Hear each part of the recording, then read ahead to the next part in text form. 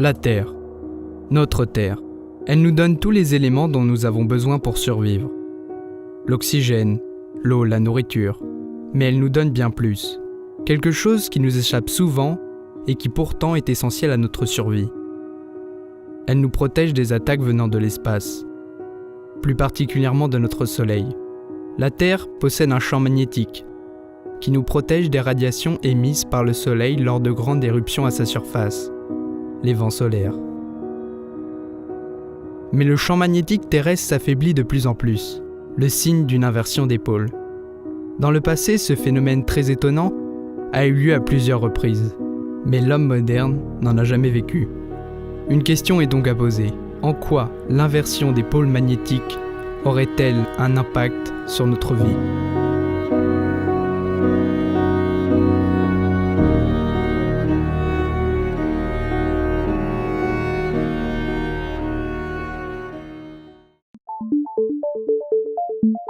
Pour mieux comprendre le champ magnétique terrestre et ses pôles, nous devons commencer par comprendre la notion de magnétisme. Le terme de magnétisme vient du nom d'une île grecque de Magnésie. Sur l'île, on retrouve une pierre appelée magnétite, qui est une roche naturellement magnétique. L'aimant peut avoir différentes formes, comme celle du parallépipède. L'aimant est composé d'un pôle nord et d'un pôle sud. Il est caractérisé par l'impossibilité de séparer le pôle nord du pôle sud. Lorsque l'on casse un aimant en deux nouveaux aimants se créent. De plus, un aimant attire un autre aimant, mais l'attraction ne s'exerce qu'entre deux pôles opposés. Et au contraire, deux pôles identiques se repoussent. L'ensemble des lignes de force autour de l'aimant constitue le champ magnétique. Il est possible de les visualiser facilement à l'aide de cette expérience. La limaille de fer se dispose de façon à s'aligner au champ de force exercé par l'aimant. Les lignes de force apparaissent. La Terre peut être considérée comme un gigantesque aimant, dont les pôles magnétiques sont relativement proches des pôles géographiques. Notre Terre possède un champ magnétique. Il est composé d'un immense champ de force qui nous entoure. Non uniforme du fait de ses interactions avec le vent solaire et les particules à haute énergie émis par le Soleil et le cosmos. Ce champ magnétique agit comme un écran protecteur. La magnétosphère, qui est l'ensemble des lignes de champ, possède deux formes. L'une, côté jour, est aplatie, et l'autre, côté nuit, s'étire sur plus de 10 fois le rayon de la Terre. Ce champ est généré à l'intérieur de la Terre par l'effet de dynamo. Cet effet est produit par les mouvements de convection dans le noyau externe liquide de la Terre, composé principalement de fer en fusion. Contrairement à ce que l'on peut penser, ce champ magnétique n'est pas produit par la chaleur du noyau. Selon une étude de l'université de Rochester, la Terre possédait déjà un champ magnétique il y a environ 3 milliards d'années. Il existe deux pôles sur Terre, le pôle nord et le pôle sud. Cependant, le pôle nord géographique se trouve en réalité au pôle sud magnétique et le pôle sud géographique se trouve au pôle nord magnétique. La magnétosphère terrestre joue un rôle essentiel pour le développement de la vie sur Terre. En effet, elle dévie les particules de haute énergie du vent solaire et des rayons cosmiques. Ces rayons sont piégés dans la magnétosphère, aboutissent à chaque pôle de la planète et créent des aurores polaires, boréales au nord et astrales au sud.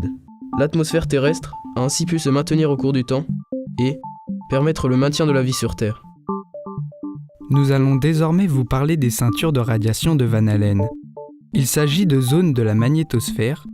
La ceinture intérieure, composée essentiellement de protons, étant plus lourds, ils subissent une force gravitationnelle plus importante que les électrons qui composent principalement la ceinture extérieure. Les ceintures de Van Allen contiennent d'énormes densités de particules énergétiques, si bien qu'une exposition même de courte durée, dans les parties les plus intenses de ces ceintures, est fatale à un homme. Il subirait une radiation de plusieurs millions de rads par heure. Or, nous savons que pour l'homme, 500 rads sont déjà mortels. L'anomalie magnétique de l'Atlantique Sud s'explique par la présence d'un tourbillon géant à la surface du noyau, qui vient perturber la régularité des mouvements de celui-ci. D'après les scientifiques, l'anomalie magnétique de l'Atlantique Sud serait le signe d'une diminution de l'intensité du champ magnétique autour de la Terre, qui a pour conséquence, le rapprochement de la ceinture intérieure au niveau de cette région. Considérée comme le triangle des Bermudes de l'espace, l'anomalie magnétique de l'Atlantique Sud pose de nombreux problèmes, au niveau technologique et aéronautique. Les satellites passant par cette zone peuvent être détruits ou endommagés. Les avions peuvent aussi être touchés.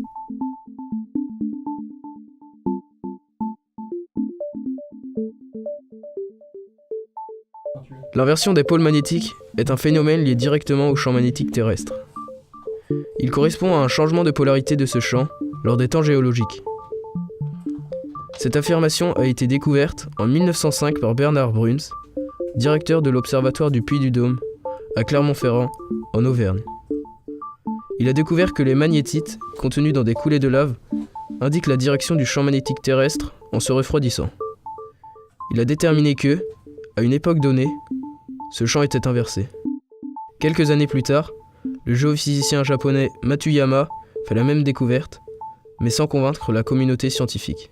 Il faudra attendre les années 50 avec la publication de Vince et Matthew qui propose l'existence d'une série d'inversions du champ magnétique terrestre.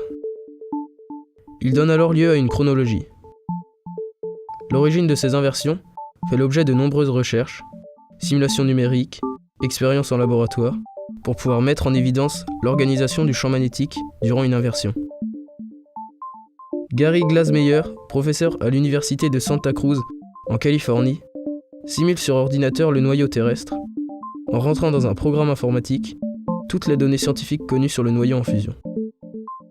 Puis il laisse tourner le programme pour voir comment le champ magnétique évolue durant des centaines de milliers d'années. Après 4 années de calcul, il découvre en regardant les détails du champ magnétique que leur polarité avait changé. Il peut donc décrire comment l'inversion des pôles s'organise. Une inversion se déroule en 3 étapes, durant chacune en moyenne 2000 ans. Cela commence par une phase dite précurseur. Les pôles se déplacent vers l'équateur terrestre, entraînent un affaiblissement du champ magnétique, puis reprennent leur position d'origine. La phase de transition rapide conduit à une polarité inverse qui n'est pas tout de suite véritablement établie, puisqu'ensuite vient la 3e phase, ramenant les pôles vers l'équateur, entraînant à nouveau un affaiblissement du champ magnétique avant qu'il ne bascule définitivement. L'affaiblissement de la magnétosphère s'explique par la création de plusieurs pôles magnétiques qui sont répartis d'une façon aléatoire autour de la Terre. De plus, il arrive que 2 pôles magnétiques identiques s'opposent. Cela entraîne une compensation des forces exercées et donc une chute du champ magnétique.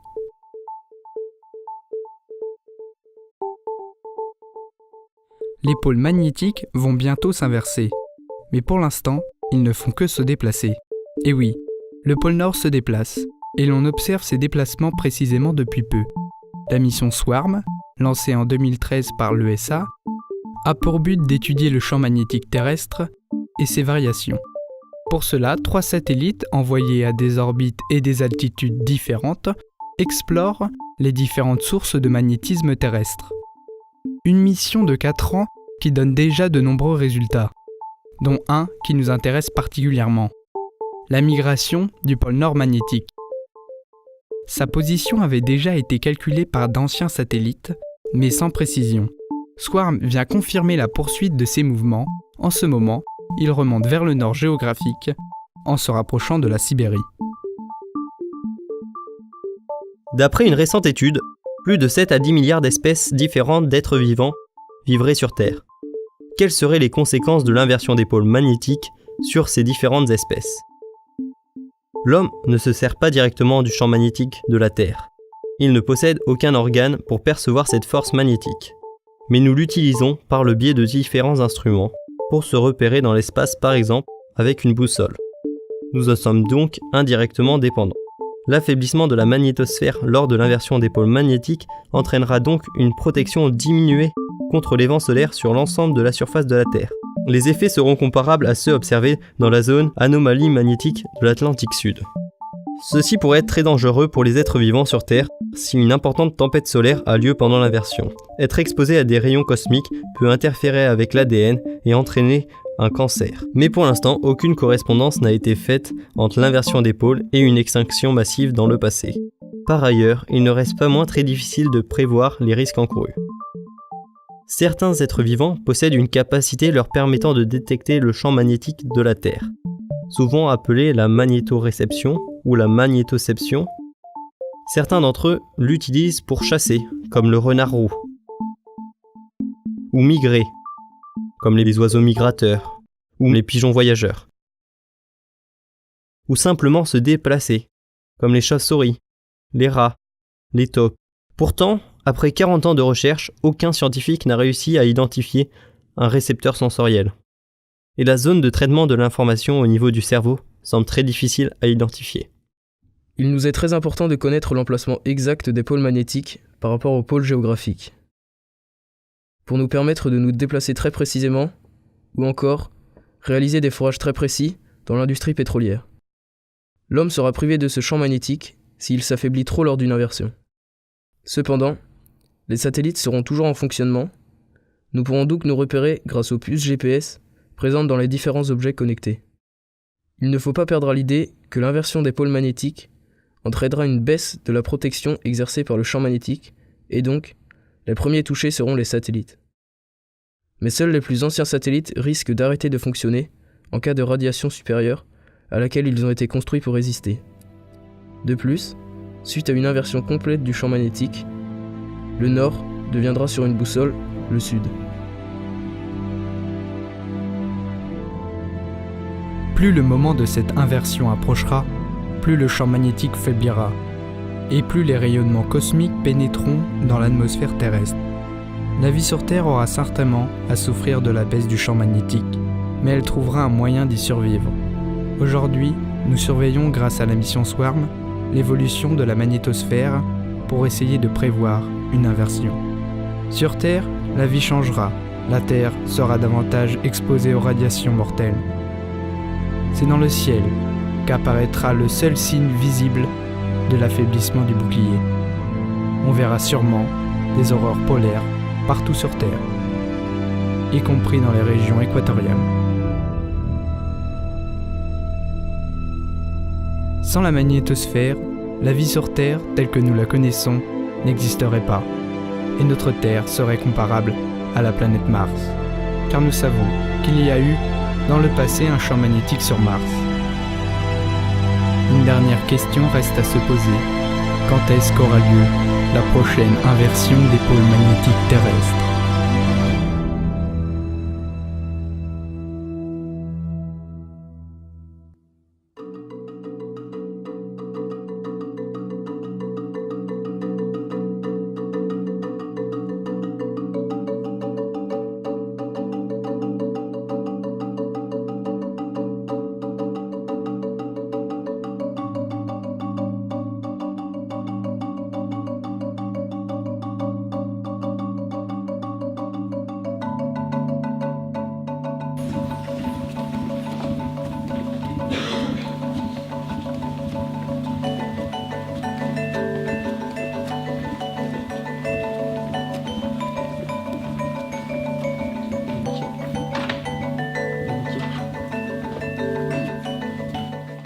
On s'est rendu compte, en fait, en particulier en travaillant dans les carottes de glace qui ont été prélevées au Groenland ou en Antarctique, qu'on a en fait on a une augmentation de l'intensité du signal du beryllium 10. Et le beryllium 10, en fait, c'est un élément qui est produit par du rayonnement cosmique. Dès que le champ magnétique terrestre devient plus faible, la protection de la Terre grâce au champ magnétique terrestre, elle diminue. Et donc on reçoit beaucoup plus de rayonnement cosmique. Et donc ce rayonnement cosmique de très haute énergie, en fait, il génère en fait des particules radioactives, dont une est assez bien connue, c'est le beryllium 10. Le carbone 14, c'est l'exemple typique. Le carbone 14 est généré justement par cette activité de rayonnement cosmique.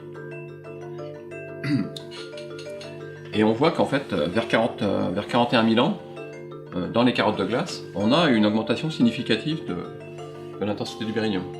Donc le champ magnétique à ce moment-là était globalement quand même dans une intensité beaucoup plus faible, et donc on a un rayonnement beaucoup plus important. Alors quel peut être l'impact de ce genre de choses pour les êtres vivants. Bon, je pense que on n'a pas réussi à montrer que ni les excursions, ni les inversions, lors des inversions de champ magnétique terrestre, on a le même comportement. Parce que lorsque le champ magnétique terrestre passe d'une polarité à une autre, on sait que statistiquement, il faut environ en moyenne 5000 ans. Bon, ça peut peut-être, dans certains cas de figure, ça peut prendre peut-être 2000, et dans d'autres 6 à 7000. Mais en moyenne, ça va être autour de 4 à 5000 ans. Et on sait que l'intensité du champ magnétique, elle diminue fortement lors du changement de polarité. Et donc, on a aussi, dans les enregistrements sédimentaires, le beryllium qui est enregistré dans les sédiments, qui se retrouve dans les particules qui ont sédimenté à ce moment-là. On voit aussi qu'on a une production de beryllium qui est plus élevée. Mais on n'a jamais été capable de montrer qu'il y avait eu des extinctions il n'y a pas des changements très importants dans la biodiversité. Pour nous, ce serait beaucoup plus gênant parce que si on avait un changement si on avait une chute très rapide du champ magnétique terrestre, parce qu'en fait, on aurait, en particulier à chaque fois qu'il y a des éruptions solaires, donc qui émettent aussi du rayonnement, des particules de haute énergie, ça affecterait beaucoup les satellites, et on aurait des grosses perturbations au sol avec des courants induits à cause de la variation du champ magnétique terrestre. Est-il possible que le champ magnétique terrestre disparaisse dans le futur et les effets entraînés seraient-ils comparables à ceux observés sur Mars? Ah oui, c'est effectivement, ça rentre dans les discussions.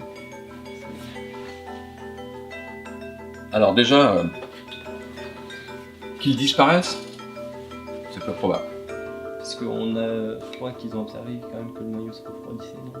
Mais là, je viens de vous montrer que depuis 1 milliard d'années, on n'a pas vu beaucoup de variations sur le comportement global. Donc, autant où on peut spéculer sur une prochaine inversion au cours des 2 ou 3 prochains millénaires, autant vous spéculez que le champ magnétique terrestre va disparaître. Non, là c'est.